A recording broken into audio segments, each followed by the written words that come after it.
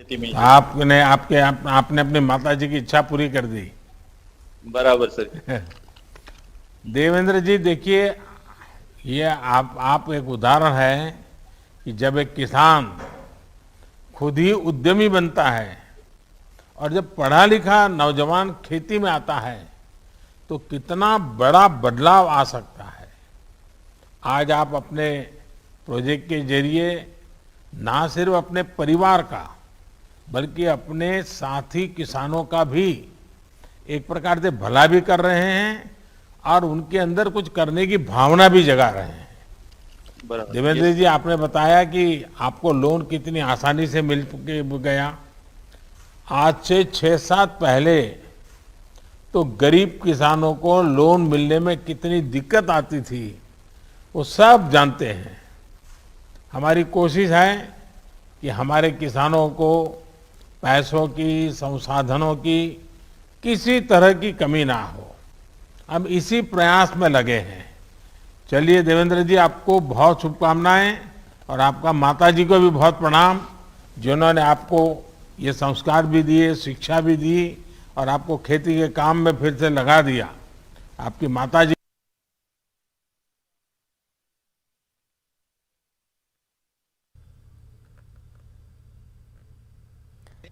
तो आप सीधी तस्वीरें देख रहे हैं पीएम मोदी की, जहां पर पीएम मोदी ने पीएम किसान योजना की नवी किस्त जारी कर दी है। पीएम मोदी इस्तीफादा कुनंदगान से तबादले ख्याल कर रहे थे, तो सीधी तस्वीरें हम आपको दिखा रहे हैं। आज पीएम मोदी किसान योजना की नवी किस्त का इफ्तिताह करने वाले थे और उन्होंने आज नवी किस्त जारी कर दी है। और आप सीधी तस्वीरों में देख सकते हैं कि पीएम मोदी जो इस्तीफादा कुनंदगान है उनसे बातचीत कर रहे हैं। तमाम लोग जुड़े हुए हैं। के संचालित हैं, उसके निदेशक भी हैं श्री उपाध्याय जी। श्यामाचरण जी नमस्ते। नमस्कार सर। श्यामाचरण जी, बताइए कि आपके पास जमीन कितनी है और आप स्वयं कितनी फसल उगाते हैं? मेरा नाम सर श्यामाचरण उपाध्याय है। मैंने Maddy aroma agro producer company का गठन किया सन 2018 में और अपने 517 सदस्यों के माध्यम से हम औषधि एवं सघन फसलों की खेती करा रहे हैं। पहले क्या करते थे? पहले सर मैंने वनस्पति विज्ञान से स्नातक किया था और बीएड की डिग्री प्राप्त की थी। हमारे पिताजी फार्मर थे। उसके बाद मैं एक इंश्योरेंस कंपनी एजुकेटिव ऑफिसर के पद पर था। तो उसके बाद मेरा लगाव जो था कृषि की तरफ था और चूंकि वनस्पति विज्ञान से मैंने स्नातक किया था तो औषधि और इन पौधों की तरफ ज्यादा रुचि थी मेरी। तो मैंने सीमैप से ट्रेनिंग ली।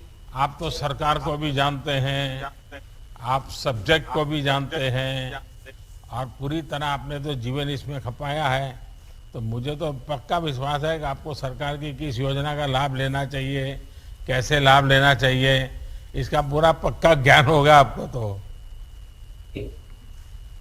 हाँ सर, तो अभी जो है एग्रीकल्चर इंफ्रास्ट्रक्चर फंड से हमारे जनपद में शिवांचल आइस एंड चिलिंग प्लांट लगा हुआ है। तो हम अपनी औषधि फसलें हैं, फल हैं, सब्जियां हैं, तो इनको उसमें रखते हैं। जब मूल्य कम होता है लेकिन जैसे ही मूल्य बढ़ता है तो वहाँ से निकाल कर हम मार्केट में बेचते हैं। तो इससे हमारे सदस्यों को, फार्मर सदस्यों को काफ़ी लाभ हो जाता है और उसकी गुणवत्ता भी बनी रहती है। अच्छा उपाध्याय जी, ये बताइए कि पहले जब आप अकेले बाजार में फसल बेचते थे और अब आप एक एफपीओ बनाकर फसल बेचते हैं, तो आपको तो फर्क समझ आता होगा, लेकिन जो किसान आपके साथ जुड़े हैं वो क्या फर्क महसूस करते हैं? जी सर, हमारे जो सदस्य फार्मर हैं उनके लगभग 280 एकड़ भूमि है, 200 हेक्टेयर भूमि है। तो हमारा उद्देश्य ये है कि जो हमारे सदस्य किसान हैं वो परंपरागत खेती के साथ साथ नवीन फसलें करें, उनकी वैल्यू एडिशन करें और मार्केट में अच्छा मूल्य प्राप्त करें। और इनकम अच्छी होती है पहले की तुलना में? हाँ जी सर। कितना फर्क आया होगा? अब कितना फर्क आया होगा? पहले मानो 100 रुपया मिलता था तो अभी कितना मिलता होगा? जी सर। पहले मानो अगर 100 रुपया मिलता था तो आज 100 के बदले में कितना मिलता होगा? पहले से सर काफी अच्छा हो रहा है इस समय, क्योंकि एक तो ये एग्रीकल्चर इंफ्रास्ट्रक्चर फंड से ये जो हमारा चिलिंग प्लांट बना, इससे भी हमको काफी इनकम में वृद्धि हुई है, क्योंकि हमको मूल्य में, जैसे हमारा मूल्य बढ़ता है तो हम इससे निकालकर मार्केट में बेच देते हैं, तो इससे काफी हमको राहत मिली है। उपाध्याय जी, मुझे बताया गया कि आप लोग भी अपने जिले में बने आइस एंड चिलिंग प्लांट का इस्तेमाल करते हैं। ये जो सुविधा मिली है, इसके कारण भी आपकी फसलों को काफी फायदा होता होगा। सर, इससे ये है कि जब फसल तैयार होती है तो उस समय जो मूल्य अगर होता है, कम होता है, तो हम उसका उपयोग इस योजना के तहत तो उसमें रख देते हैं, और जैसे ही मूल्य बढ़ता है, हम देखते हैं मार्केट में मूल्य अच्छा है तो हम इसको निकालकर मार्केट में बेच देते हैं, तो इससे हमें काफी लाभ है। पहले हमको तुरंत बेचना पड़ता था।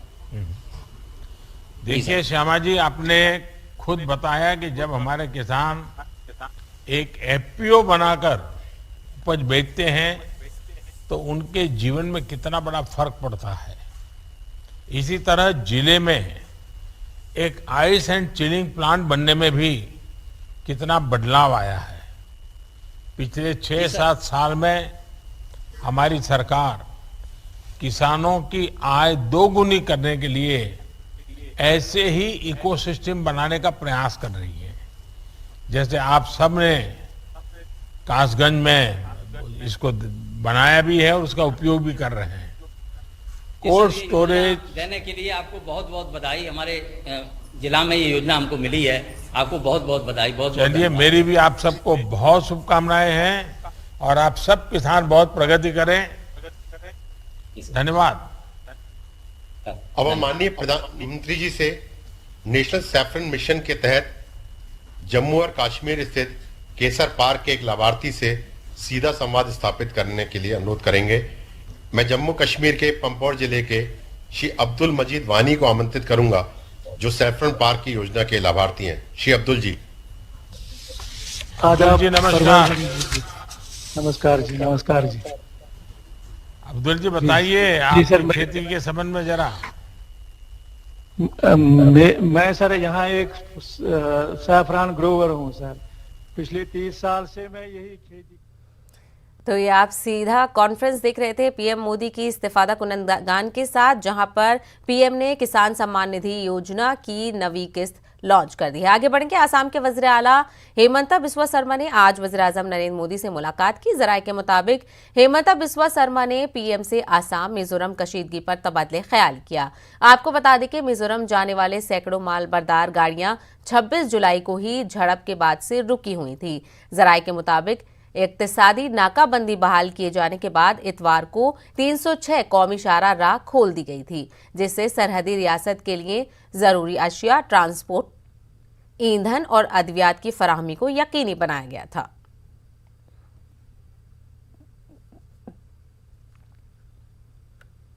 दिल्ली के जंतर मंतर पर किसान संसद का आज आखिरी दिन है। आज खवातीन किसान संसद चला रही हैं। बताया जा रहा है कि आज किसान संसद में कॉरपोरेट भारत छोड़ो का नारा देते हुए खवातीन किसान से जुड़े मुद्दों पर बहस करेंगी। वहीं आज किसान संसद में हुकूमत के खिलाफ तहरीके अदम एतमाद की तजवीज पेश की जाएगी। साथ ही संयुक्त मोर्चा किसान के जरिए पीएम से इस्तीफे की मांग की जाएगी। मजीद तफसीलात हासिल करेंगे हमारे नुमाइंदे रवि मिश्रा से। रवि मिश्रा, तो किसान संसद लगातार जारी है, इसमें जो खवातीन है वो इसको लीड कर रही हैं, वहीं आज आखिरी दिन है और पीएम से इस्तीफे की मांग की बात कही जा रही है। जी बिल्कुल, देखिए आज किसान संसद का यहाँ पे आखिरी दिन है जहाँ पर महिलाएं पहुंची हैं। आपको बता दूं कि लगातार सिंघू बॉर्डर से 200 की संख्या में किसान लगातार जंतर मंतर पहुंच रहे हैं, तो दूसरी तरफ संसद भवन की कार्रवाई चल रही है, तो जंतर मंतर पर किसान संसद भी बदस्तूर जारी है। आपको बता दूं कि आज यहाँ पर महिलाएं पहुंची हैं। आज यहाँ पर आखिरी दिन है। बाकायदा यहाँ पे एक स्पीकर, एक डिप्टी स्पीकर नियुक्त किया गया और 3 कृषि कानून को लेकर चर्चा विचार विमर्श किया जा रहा है। और अभी आपको बता दूं कि टी ब्रेक हुआ है, जिसके बाद दोबारा किसान संसद की जो प्रक्रिया है वो चालू हो जाएगी। दोबारा महिलाएं जो यहाँ पर आई आज एक एमपी की भूमिका में नजर आ रही हैं, तमाम महिला सांसद की भूमिका में नजर आ रही हैं और लगातार एक एक कर सबको वक्त दिया जा रहा है, सब अपनी बात रख रहे हैं और लगातार यहाँ पर किसान संसद के रूप में डिबेट जारी है। आपको बता दूं कि तमाम महिलाएं आज यहाँ पर एकजुट हैं। ये वो महिलाएं हैं जो किसान संसद में बकायदा अपना भूमिका अदा कर रही हैं पिछले 8 महीनों से। आपको बता दूं दूसरी तरफ जो संसद भवन है यहाँ से तकरीबन 500 मीटर की दूरी पर है, जहां पर लगातार विरोध प्रदर्शन विपक्षी दल के द्वारा किया जा रहा है। किसान के मुद्दे वहां पर उठाए जा रहे हैं, मगर अभी तक रास्ता नतीजा नहीं निकला है। वही दूसरी तरफ माना जा रहा है कि आज यहाँ पर 5 बजे के बाद जब यहाँ पे लोग निकलेंगे, वापस यहाँ पर किसानों को आने का मौका नहीं मिलेगा। तो ये आज आखिरी दिन है जहाँ पर किसान जमकर 3 कृषि कानून को लेकर अपनी बात रख रहे हैं। लगातार कोशिश की जा रही है जो 3 ज़रई कवानीन थे उनको वापस लेने की हुकूमत से, लेकिन इसके लिए जद्दोजहद भी लगातार जारी है। और दूसरी तरफ इसके साथ साथ आज जो नारा दिया है कि कॉरपोरेट भारत छोड़ो, इसको भी तरजीह दी जा रही है।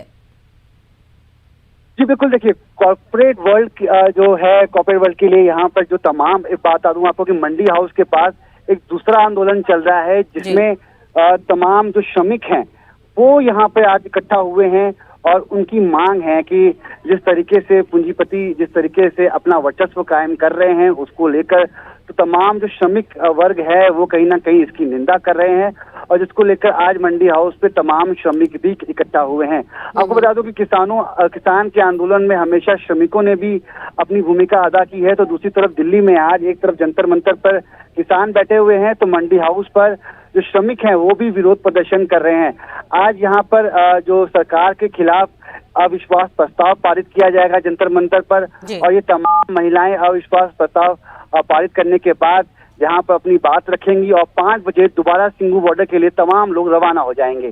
जी बिल्कुल, तो यानी कि जो अगला कदम है, क्योंकि आज संसद का आखिरी दिन है, तो इसके बाद जो अगला कदम है वो यही है कि जो खवातीन की संसद चल रही है वो फिर से सिंघू बॉर्डर पर और जो तमाम बॉर्डर्स पर किसान डटे हुए हैं, एहतजाज कर रहे हैं, फिर से वो एहतजाज जारी रखा जाएगा। रवि शर्मा हमसे बात करने के लिए शुक्रिया।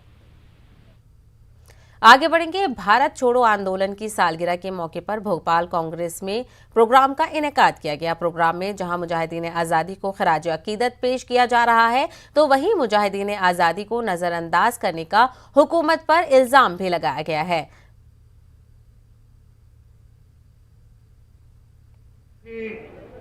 परम आदरणीय सुरेश पचौरी जी से अनुरोध करना चाहता हूं कि हमको संबोधित करें। और सक्रिय विधायक भाई आरिफ मसूद जी, राजीव सिंह जी। तो आज आपको बता दें, भारत छोड़ो आंदोलन की सालगिरह के मौके पर भोपाल में कांग्रेस ने प्रोग्राम का इनेकाद किया है, जहां पर इस प्रोग्राम में मुजाहिदीन आज़ादी को कांग्रेस की तरफ से खराज अकीदत पेश किया जा रहा है। तो वहीं कांग्रेस की तरफ से मुजाहिदीन आज़ादी को नज़रअंदाज करने का जो मौजूदा हुकूमत है, यानी जो बीजेपी हुकूमत है, उस पर इल्ज़ाम लगाया है कि जो बीजेपी हुकूमत है उसने कहीं ना कहीं मुजाहिदीन आज़ादी को नज़रअंदाज किया है। और मज़ीद तफसीलात के लिए हम रुख करेंगे अपने नुमाइंदे मेहताब आलम का, जिनसे हम जुड़ने की कोशिश कर रहे हैं। तो हम आपको दिखा रहे हैं कि भारत छोड़ो आंदोलन की सालगिरह के मौके पर भोपाल में कांग्रेस ने प्रोग्राम का इनेकाद किया गया है, जिसकी तस्वीर हम आपको दिखा रहे हैं। मज़ीद तफसीलात हासिल करेंगे हमारे नुमाइंदे मेहताब आलम से। मेहताब आलम, तस्वीरों में साफ देख सकते हैं कि कमलनाथ भी वहां पर पहुंचे हैं और इल्जाम भी लगाया जा रहा है हुकूमत पर कि जो मुजाहिदीन आज़ादी हैं उसको कहीं ना कहीं मौजूदा हुकूमत ने नजरअंदाज किया है। हमारे बीच में अखिल भारतीय कांग्रेस कमेटी अनुसूचित जाति विभाग के राष्ट्रीय अध्यक्ष, महाराष्ट्र सरकार के कैबिनेट मंत्री, परम सम्मानीय डॉक्टर नितिन राउत जी भी बता रहे हैं कि जो सहतालियों के साथ अगले वक्ता के रूप में मध्य प्रदेश कांग्रेस। मेहताब आलम, क्या आप हमारी आवाज सुन पा रहे हैं?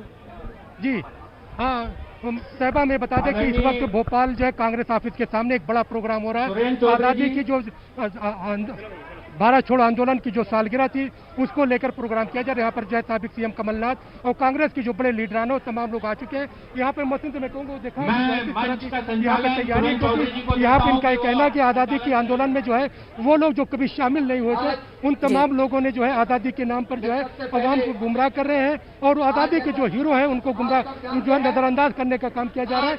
आज उस पर जो है लेकर असेंबली का घेराव करने की भी तैयारी है। यहाँ से थोड़ी देर बाद जो है कमलनाथ की क़यादत में लोग जो है वहाँ पर जाएंगे, असेंबली का घेराव करने के लिए निकलेंगे। और आज आलमी यौम आदिवासी भी है और तो लोग चाहते हैं कि आदिवासियों को जो हक है उस हक को भी उनको अदा किया जाए। जी, जिस तरीके से हमने देखा था कि बीजेपी ने भी दिल्ली में इस तरीके के प्रोग्राम का इनेकाद किया गया था और जमकर कोरोना गाइडलाइंस की धज्जियां उड़ाई गई थी, वहीं आज इस प्रोग्राम में भी कुछ कम ऐसी गाइडलाइंस फॉलो होती हुई नहीं दिखाई दे रही हैं। हालांकि लोग बहुत ज़्यादा नहीं हैं, लेकिन फिर भी ऐसे वक्त में कोरोना की गाइडलाइंस के खिलाफ कहीं ना कहीं उनकी धज्जियां उड़ाई जा रही हैं। यकीनी तौर पर जो आपने कोविड की गाइडलाइन की बात की, यहाँ पर कोविड की गाइडलाइन की जो है तमाम चीज़ों की खिलाफ वर्जी हो रही है। मैं यहाँ पर मोहसिन से कहूँगा को देखा है कि किस तरह से लोग जो है एक बड़ी तादाद में यहाँ पर मौजूद है और जिस गाइडलाइन की आप बात कर रही है उस गाइडलाइन यहाँ पर दिखाई नहीं दे रही है। लेकिन यहाँ पे जिन लोगों का जो आंदोलन वो आंदोलन इस बात को लेकर है कि आज़ादी की जो है आंदोलन जो था, जो भारत छोड़ो आंदोलन जो है 9 अगस्त को ही इसकी तहरीक चलाई गई थी और फिर उस आंदोलन गांधी जी की क़यादत में फिर जो है अगर हम आज़ाद हिंद फौज की बात करें तो उसका भी उसकी तहरीक भी जो है 9 अगस्त को ही शुरू की गई थी। और आज जो है आदिवासी दिवस इन सबको लेकर जो है कांग्रेस के जरिए ये प्रदर्शन जो है ये किया जा रहा है। यहाँ से एक जलसे की तो बाद जो है एक रैली निकाली जाएगी और रैली जो है विधानसभा का घेराव करने की तैयारी, जिसको लेकर जो पुलिस के जरिए एक बड़ी सिक्योरिटी का इंतजाम किया गया है। लेकिन जहाँ तक कोविड की बात है, कोविड ज़ाब्तों की बात है तो उसकी खुलेआम तौर पर धज्जियां उड़ती हुई दिखाई दे रही है कहीं ना कहीं। और जो मुजाहिदीन आज़ादी हैं उनको खराज अकीदत भी पेश किया जा रहा है, तो वहीं दूसरी तरफ हुकूमत इल्ज़ाम भी लगा रही है मौजूदा हुकूमत पर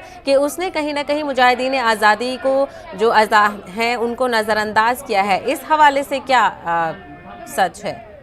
देखिए, जो मुजाहिदीन आज़ादी की बात करते हैं तो मध्य प्रदेश की अगर बात करें हुकूमत के जरिए बहुत बड़े बड़े मुस्लिम फ्रीडम फाइटर रहे हैं, आदिवासी रहे हैं, उनका इल्ज़ाम है कि इनको एक तरफ से नज़रअंदाज किया जा रहा है और वो लोग जो आज़ादी के आंदोलन में बैक बेंचर थे, जो पीछे की तरफ से जो अंग्रेज़ों के साथ मिलकर साजिश कर रहे थे, उनको जो है प्रोजेक्ट किया जा रहा है। चाहे हम सुभाष चंद्र बोस की बात करें, महात्मा गांधी की बात करें, पंडित जवाहरलाल नेहरू की बात करें या जो है तात्या टोपे की बात करें, झांसी की रानी की बात करें, उन जैसे मुजाहिदीन आज़ादी के जो है नाम को यहाँ पर नहीं लिया जा रहा है। और बहुत सारी वो जैसे मुजाहिदीन आज़ादी जो आज गर्द की जो है वक्त की गर्द में नीचे छुप गए हैं, उनको लाने की बात की जा रही है। कैसे मुजाहिदीन आज़ादी, जब आज़ादी के अमृत महोत्सव की बात की जा रही है तो वो लोग जो गुमनाम मुजाहिदीन आज़ादी हैं उनको मंदिर आम पर लाने की बात की जा रही है। ये कोशिश इस प्रोग्राम के निकाल इसलिए किया गया है कि आज़ादी की भारत छोड़ो आंदोलन की सालगिरह के हवाले से उन मुजाहिदीन आज़ादी को खराज अकीदत भी पेश किया जाए और गुमनाम मुजाहिदीन आज़ादी के साथ साथ वो लोग मुजाहिदीन आज़ादी जिन्होंने नुमाया किरदार अदा किया है उसको मुल्क के मध्य प्रदेश के निसाब में शामिल किया जाए। बिल्कुल, मुजाहिदीन आज़ादी के लिए प्रोग्राम का इनेकाद करना तो सही बात है, लेकिन दूसरी तरफ जिस तरीके के और इस वक्त जिस हालात से हम गुजर रहे हैं, जिस प्रोटोकॉल की, जिस सावधानी की हमें ज़रूरत है, उसको कहीं ना कहीं इस प्रोग्राम में नज़रअंदाज होता हुआ देखा जा सकता है। ऐसे में एक अपोजिशन जिसका किरदार है एक अच्छा अपोजिशन बने रहने की, तो वह कहीं ना कहीं उसके किरदार पर भी ऐसी इस भीड़ को देखते हुए सवाल उठ सकते हैं। मेहताब आलम, उनसे बात करने के लिए बेहद शुक्रिया। ब्रेक के बाद आपका खैर मकदम है। अलीगढ़ मुस्लिम यूनिवर्सिटी ने सेकेंडरी स्कूल सर्टिफिकेट इम्तिहान 2021 के नताइज का ऐलान कर दिया है। कंट्रोलर इम्तिहानात के ऐलान करदा नताइज के मुताबिक AMU गर्ल्स स्कूल की तलबा पूर्वी गुप्ता ने 500 में से 495 नंबर हासिल करके पहला मुकाम हासिल किया है। वहीं प्रयाशनी उपाध्याय और तूबा हुसैन ने 500 में से 491 नंबर हासिल करके दूसरा मुकाम हासिल किया है। STS हाई स्कूल की केशव वार्ष ने AMU सिटी स्कूल के अभिनव कुमार और सीनियर सेकेंडरी स्कूल गर्ल्स की सारा साजिद खान 500 में से 490 नंबर हासिल करके तीसरे मुकाम पर बने हैं। एएमयू की 10वीं क्लास इम्तिहानात में टॉप करने वाली पूर्वी गुप्ता के घर में खुशी का माहौल है। पूर्वी गुप्ता ने अपनी इस कामयाबी में असातिज़ा और वालिदैन को भी शरीक बनाया है। वहीं उनके अहले खाना भी इनकी कामयाबी पर खुश हैं और दुआओं से नवाज रहे हैं। गौरतलब है कि 10वीं जमात के इम्तिहान में मजमूई तौर पर 1438 तलबा ने शिरकत की थी, जबकि 1355 तलबा ने कामयाबी हासिल की है। कर्नाटक बीजेपी अक़लियती मोर्चा ने रियासत में निफाज किए गए गौकशी पर पाबंदी के कानून का इस्तकबाल किया है। इस सिलसिले में अक़लियती मोर्चा के मजलिस-ए आमला के इजलास में करारदाद मंजूर की गई है। हलाल सरमायाकारी के नाम पर पेश IMM के घोटाले के मुलजमीन को सजा देने और मुतासरीन को इंसाफ दिलाने के लिए भी करारदाद मंजूर की गई है। इस इजलास में बीजेपी अक़लियती मोर्चा के सीनियर लीडरान अब्दुल अजीम और अनवर मानपाड़ी ने शिरकत नहीं की।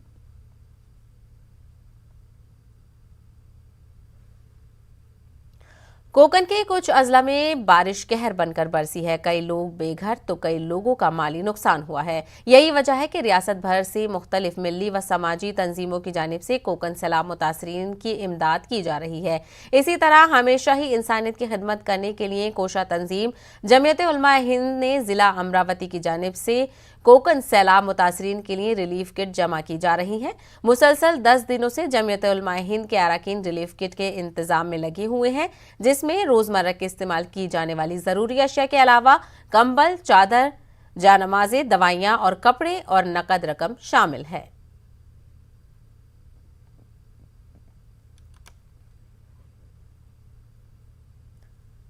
उत्तर प्रदेश के वज़ीर आला योगी आदित्यनाथ ने जनपद कासगंज में हुए सड़क हादसे पर अफसोस का इजहार किया है। उन्होंने सड़क हादसे में लोगों की मौत पर गहरे दुख का इजहार किया है। उन्होंने जाबाहक अफराद के लवाहिकीन से ताज़ियत पेश की है। तो वहीं वज़ीर आला योगी आदित्यनाथ ने इस हादसे में जख्मियों के मुफ्त इलाज कराने की बात कही है। वहीं उन्होंने मुतासरीन को हर मुमकिन मदद फराहम करने की यकीन दहानी भी कराई है।